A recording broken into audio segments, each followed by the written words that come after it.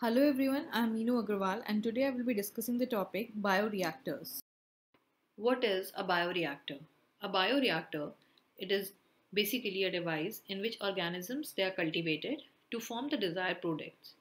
It is a containment system that is designed to give right environment for optimal growth and metabolic activity of the organism. A fermenter, it usually refers to the containment system for the cultivation of prokaryotic cells, while a bioreactor, it grows the eukaryotic cells, example mammalian cells, insect cells, etc. Here the industrial bioreactor is shown. Now there are some bioreactor basics that they are the system or devices that support a biologically active environment. They are vessels in which a chemical process is carried out which involves organisms or biochemically active substances that are derived from such organisms. They can be either aerobic or anaerobic. They are commonly cylindrical, ranging in size from liters to cubic meters and often made of stainless steel. They supply a homogeneous environment by constantly stirring the contents. They give the cells a controlled environment by ensuring the same temperature, pH, and oxygen level. Types of reactors: continuous stirred tank bioreactor, airlift bioreactor, fluidized bed bioreactor, packed bed bioreactor, photobioreactors, and membrane bioreactors. Continuous stirred tank bioreactor. It is a batch reactor that is equipped with an impeller or other mixing device to produce efficient mixing. In chemical engineering, the name CSTR it is often used to refer to an idealized agitated tank reactor used to model operation variables that are required to attain a specified output. Now talking about the design of CSTR. It consists of a cylindrical vessel with motor-driven central shaft that supports one or more agitators. The shaft is fitted at the bottom of the bioreactor. The number of impellers it is variable and basically it depends on the size of the bioreactor. In a stir tank bioreactor, the air it is added to the culture medium under pressure through a device and that device is called as a sparger. A sparger may be a ring with many holes or it can be a tube also with a single orifice. The sparger along with the impellers, it enables better gas distribution system throughout the vessel. The bubbles that are generated by the sparger, they are broken down to smaller ones by impeller and dispersed throughout the medium. This enables the creation of a uniform and homogeneous environment throughout the bioreactor. In this figure, continuous stir tank reactor is shown. Now these are the certain advantages of stir tank bioreactor.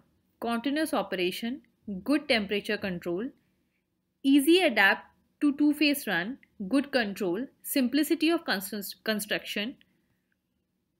Bubble column bioreactors. In the bubble column bioreactor, the air or gas it is introduced at the base of the column through perforated pipes or plates or metal microporous spargers are also used. The flow rate of the gas air it influences the performance factors like oxygen transfer, mixing, etc. The bubble column bioreactor they may be fitted with perforated plates to improve their performance. And the vessel that is used for bubble column bioreactor is usually cylindrical. Airlift bioreactors. This kind of fermenter, it works on the principle of an airlift pump. It is basically of two types, internal loop type and external loop type. The reactor volume, it is determined by its capacity, kinetic data and a specific growth rate of the organism that is used. The rate of airflow of the reactor, it depends on the volumetric mass transfer coefficient in the reactor system. It is a uniform cylindrical cross type and has an internal loop or external loop riser configuration. The external loop riser configuration, it can be adjusted and the change in the configuration improves the oxygen transfer rate. This helps to provide required particular dissolved oxygen concentration for a specific microbial system. This reactor reduces the operating cost for pumping air through the bioreactor. Now there are certain advantages of using airlift bioreactor. The first one is it is having a simple design. due to the reason that there is no moving part or agitator. Second, easy sterilization, as there is no agitator shaft parts. Low energy requirement as comparison to the stir tank. It does not need the energy for the moving parts. Greater heat removal as comparison to the stir tank.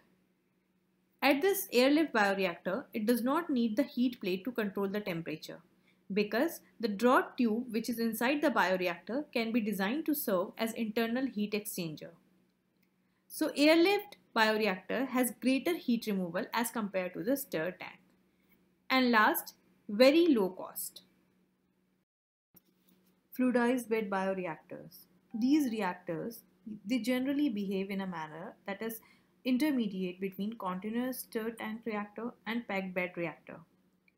They consist of a bed of immobilized enzyme, which is fluidized by the rapid upward flow of the substrate stream. The substrate stream is alone or in combination with its gas or secondary liquid stream. Now, either of this can be inert or it can contain material that is relevant to the reaction. Here, the gas stream is usually preferred as it does not dilute the product stream. A minimum fluidization velocity is needed to achieve bed expansion, which depends basically upon the size, shape, porosity, and density of the particles, and also the density and viscosity of the liquid. The fluidized bed bioreactor, it is normally used with small immobilized enzyme particles so as to achieve a high catalytic surface area. These particles that are used, they must be sufficiently dense relative to the substrate stream that are not swept out of the reactor. The less dense particles that are used must be somewhat larger.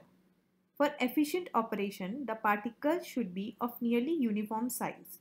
Otherwise, a non-uniform biocatalytic concentration gradient will be formed up in the reactor. The fluidized bed reactor, they are usually tapered outwards at the exit so as to allow for a wide range of flow rate. Very high flow rate is generally avoided as they can cause channeling and catalyst loss. Advantages of using fluidized bed reactor. The first one is uniform particle mixing. Due to intrinsic fluid-like behavior of the solid material, fluidized beds, they do not experience poor mixing as in the packed bed. This complete mixing, it allows for a uniform product that can be often be hard to achieve in other reactor designs.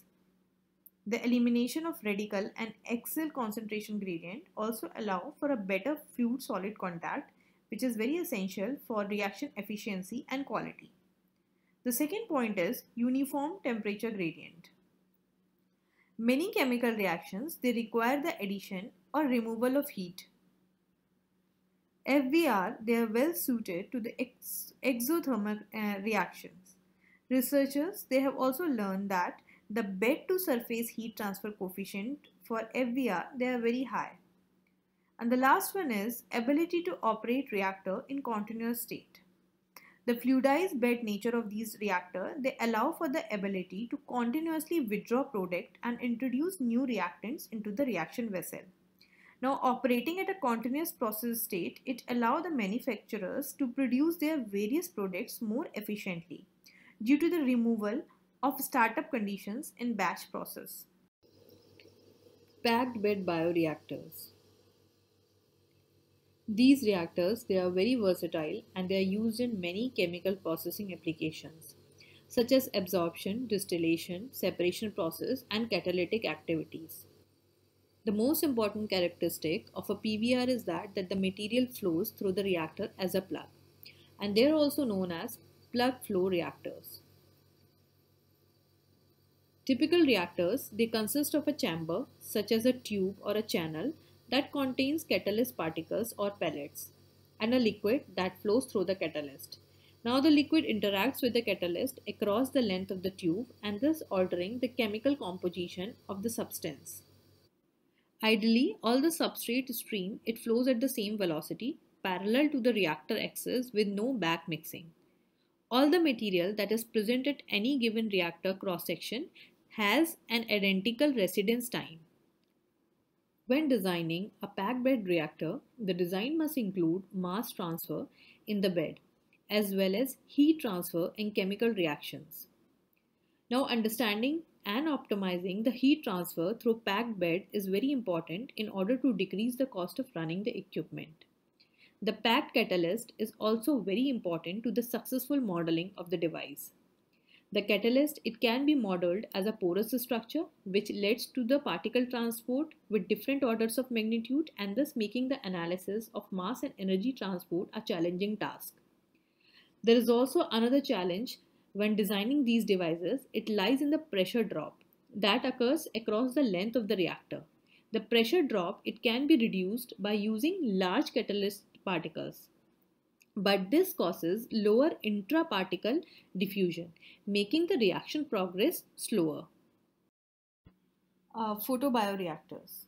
These are the bioreactors that are specialized for fermentation that can be carried out either by exposing to sunlight or artificial illumination. Since artificial illumination is expensive, only the outdoor photobioreactors are preferred. Certain important compounds are produced by employing bioreactors. Advantages of photobioreactor. The cultivation of algae is in controlled circumstances, hence the potential for much higher productivity. Large surface to volume ratio. These photobioreactors, they offer maximum efficiency in using light and therefore greatly improve productivity. Better control of gas transfer is there. Reduction in evaporation of growth medium. More uniform temperature.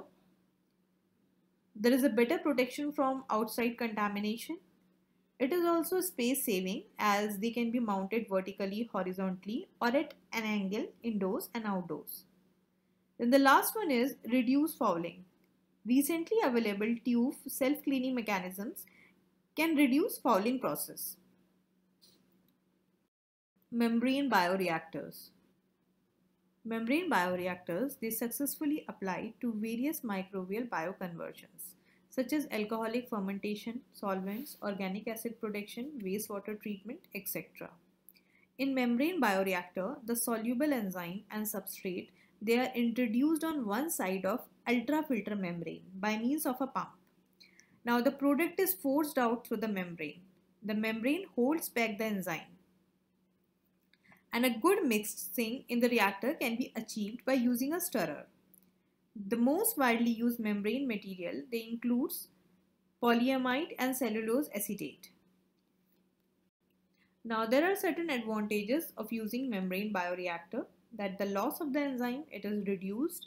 The enzyme lost by denaturation can be made up by periodic addition of enzyme, and the substrate and enzyme can be easily replaced. That's all for today. Thank you.